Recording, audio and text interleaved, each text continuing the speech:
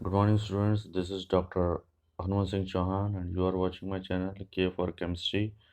Today we are going to study structure of borane. Structure of borane. Borane जो है इसमें एक और स्ट्रक्चर आता है जिसे हम कहते हैं डाइबोरेन। बोरेन्स बोरेन्स जो है बोरॉन और हाइड्रोजन को मिलने से जितने भी डेरिवेटिव बनते हैं उनको हम सम्मिलित रूप से बोरेन्स कहते हैं। बोरोन है उसको हाइड्रोजन से रिएक्शन कराने के बाद कई तरह के डेरिवेटिव मिलते हैं, तो उनको हम सम्मिलित रूप से कहते हैं बोरेन। इसके अंदर एक कंपाउंड आता है डाइबोरेन। उस डाइबोरेन की हम स्टडी कर रहे हैं। B2H6 इसका कन्फिग्रेशन है। तो देखिए आप स्ट्रक्चर ऑफ डाइबोरेन। अब इसका ये स्ट्रक्चर है B2H6, जैसे होता है C2H6 ऐसे ये है B2H6। लेकिन C2H6 और B2H6 के स्ट्रक्चर में बहुत बड़ा अंतर है। जो B2H6 है वो जो डायग्राम में यहाँ दिखाई दे रहा है इसको आप देखें तो B2H6 में एक बी है, इससे दो हाइड्रोजन अलग जुड़े हुए हैं जिनको हम टर्मिनल हाइड्रोजन कह रहे हैं। दूसरे बी से दो हाइड्रोजन अलग जुड़े हुए हैं जिनको हमने टर्मिनल हाइड्रोजन कहा। इसके अलावा दो दो हाइड्रोजन है, एक और ये दो, इनको अपन कहते हैं ब्रिज हाइड्रोजन। ये दोनों बी से एक एक हाइड्रोजन जुड़ा हुआ है। एक हाइड्रोजन ऊपर दोनों बी से जुड़ा हुआ है, एक हाइड्रोजन नीचे दोनों बी से जुड़ा हुआ है। तो ये जो चार हाइड्रोजन है जिनको हमने टर्मिनल हाइड्रोजन कहा, ये एक ही प्लेन में, लेकिन ऊपर वाला जो हाइड्रोजन है वो प्लेन के ऊपर है और नीचे वाला हाइड्रोजन है वो प्लेन के नीचे है। अब इनकी जो बॉन्ड लेंथ है वो भी देख लो। टर्मिनल जो बॉन्ड लेंथ है BH 1.19 एंगस्ट्रॉम है, जबकि जो ब्रिज हाइड्रोजन है उनकी BH बॉन्ड लेंथ जो है वो 1.31 एंगस्ट्रॉम है। इनके बीच का एंगल है वो 97 डिग्री है। दोनों बी के बीच की जो बॉन्ड लेंथ आ रही है 1.77 एंगस्ट्रॉम है। अब ये बना कैसे, इसको हम देखते हैं। अब देखिए यहाँ पे जो बोरोन है, बोरोन के पास टोटल होते हैं 5 इलेक्ट्रॉन। तो 5 इलेक्ट्रॉन का मतलब हुआ 1s2 2s2 2p1।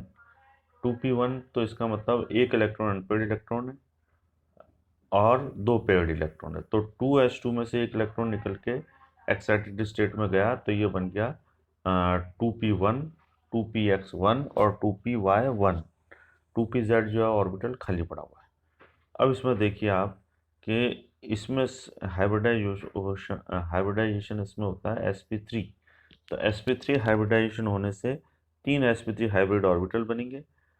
तीन sp3 हाइब्रिड ऑर्बिटल बनेंगे, उसमें से तीन जो हाइब्रिड ऑर्बिटल थे उन तीनों के अंदर तो एक इलेक्ट्रॉन आ गया जैसे ये डायग्राम में बता रखा है, और एक जो ऑर्बिटल है वो खाली है जैसे ये वाला खाली है, इस तरह से ही। ऐसे ही दूसरा हुआ, दूसरा का भी यही तरीका रहा। फिर इसको इन दोनों जो इनका जो स्ट्रक्चर था, क्योंकि टेट्राहेड्रल है इसलिए क्योंकि ये sp3 है इसलिए इसका स्ट्रक्चर कैसा होगा, टेट्राहेड्रल इन नेचर। अब इन दोनों जो स्ट्रक्चर थे वो एक दूसरे के पास इस तरह से आएंगे। इससे पहले मैं बताऊं कि जो दो हाइब्रिड ऑर्बिटल है जिसमें एक एक इलेक्ट्रॉन है, तो ये एक एक इलेक्ट्रॉन वाले जो है वो एक एक हाइड्रोजन से ओवरलैपिंग करेंगे, उसके 1s ऑर्बिटल से ओवरलैपिंग करेंगे और सिग्मा बॉन्ड बना लेंगे जैसा कि डायग्राम में बता रखा है। एक सिग्मा बॉन्ड दूसरा सिग्मा बॉन्ड। इसी प्रकार दूसरा जो बोरोन है जिसमें चार हाइब्रिड ऑर्बिटल है, उसमें से एक एक जो हाइब्रिड ऑर्बिटल एक एक H के साथ ये बना लेंगे और इस तरह से ये एक तो ये बन गया और एक ये बन गया। अब इसके बाद बाकी जो दो बचे हैं उन दोनों को हम इस तरह से सेट करेंगे कि उन दोनों के जो ओपनिंग्स हैं वो दोनों के ओपनिंग्स एक दूसरे के आमने सामने हो।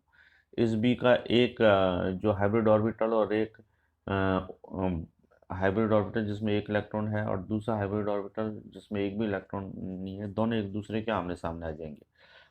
अब आमने सामने भी इस तरह से उनको लाना है कि एक बी का हाइब्रिड ऑर्बिटल जिसमें एक इलेक्ट्रॉन है उसके सामने होना चाहिए बी का वो हाइब्रिड ऑर्बिटल जिसमें इलेक्ट्रॉन नहीं है।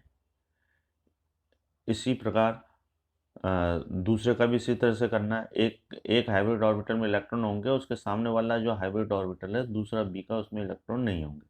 इस तरह से अपन को रखना और बीच में इनके एक एक हाइड्रोजन आ जाएगा जिसमें 1s ऑर्बिटल में एक एक इलेक्ट्रॉन है। अब इस तरह से ये बॉन्ड बनेंगे। तो इस तरह से बॉन्ड बनेंगे तो इनकी विशेषता क्या हो जाएगी? ये विशेषता इनकी ये होगी कि इसमें सेंटर तो है 3, 2 तो बोरोन और 1 हाइड्रोजन, तो सेंटर 3 है लेकिन हाइड्रोजन इसके अंदर कितना है? इसके अंदर सॉरी इलेक्ट्रॉन इसके अंदर 2 ही है, तो ये हो जाएगा 3C2E electron system. 3C2E electron system ऐसा ऊपर वाला हो जाएगा और ऐसा ही नीचे वाला हो जाएगा। अब हम आगे देखते हैं इसमें, देखो वो कोई स्ट्रक्चर इसमें बता रखा है जो ये बताया था हमने 3C2 इलेक्ट्रॉन सिस्टम। ये इस तरह से, तो इस तरह से जो बॉन्ड बनेगा इसको अपन बोलेंगे बनाना बॉन्ड। बनाना की तरह ये बनता है बॉन्ड, तो ये बनाना बॉन्ड कहलाता है। और 4 इसमें टर्मिनल हाइड्रोजन है और 2 इसमें 3C2 ये बॉन्ड बने हैं जिनको अपन बनाना बॉन्ड कहते हैं। अब इसमें एक चीज़ जो हमको देखनी है वो ये है कि इसमें टोटल इलेक्ट्रॉन, इसमें देखो टोटल बॉन्ड इसमें कितने हैं? 4 तो हाइड्रोजन के बॉन्ड हैं जो बी से जुड़े हुए हैं, 2 टर्मिनल इधर, 2 टर्मिनल बॉन्ड इधर, तो 4 ये। इसके अलावा 4 बॉन्ड और हैं, तो टोटल हो गए 4 4 8, तो 8 बॉन्ड को बनने के लिए टोटल 16 इलेक्ट्रॉन चाहिए। लेकिन हमारे पास टोटल इलेक्ट्रॉन कितने हैं? देखिए आप, इससे पहले वाला जो स्ट्रक्चर था उसके अंदर हम देखें तो हमको पता चलेगा कि टोटल इलेक्ट्रॉन कितने हैं। 2 2 4 2 6 2 8 2 10 2 12 ही इलेक्ट्रॉन है। और वैसे भी बोरोन का में कितने इलेक्ट्रॉन यूज हुए हैं? बोरोन में 3, एक बोरोन में 3, तो 2 बोरोन में 6, और टोटल 8 टोटल 6 हैं हाइड्रोजन, तो 6 इलेक्ट्रॉन इसके हो गए, तो टोटल 12 इलेक्ट्रॉन। और बॉन्ड है अपने पास, और वैसे होने चाहिए अपन को अपने पास 16 इलेक्ट्रॉन, क्योंकि अपन को 8 बॉन्ड बनाना है। तो अब आप देखेंगे इसमें किस तरह से ये बॉन्ड बने हैं, वो देख देख लीजिए। 2 2 4 2 6 2 8, 8 इलेक्ट्रॉन तो हमारे जो है वो B single bond H bond बनाने में काम आ गए। अब बचे 4, अब बचे हैं अपने पास जो इलेक्ट्रॉन बचे हैं वो 4, तो देखो 2 2 जो है वो ये बॉन्ड बनाने में काम आ गए।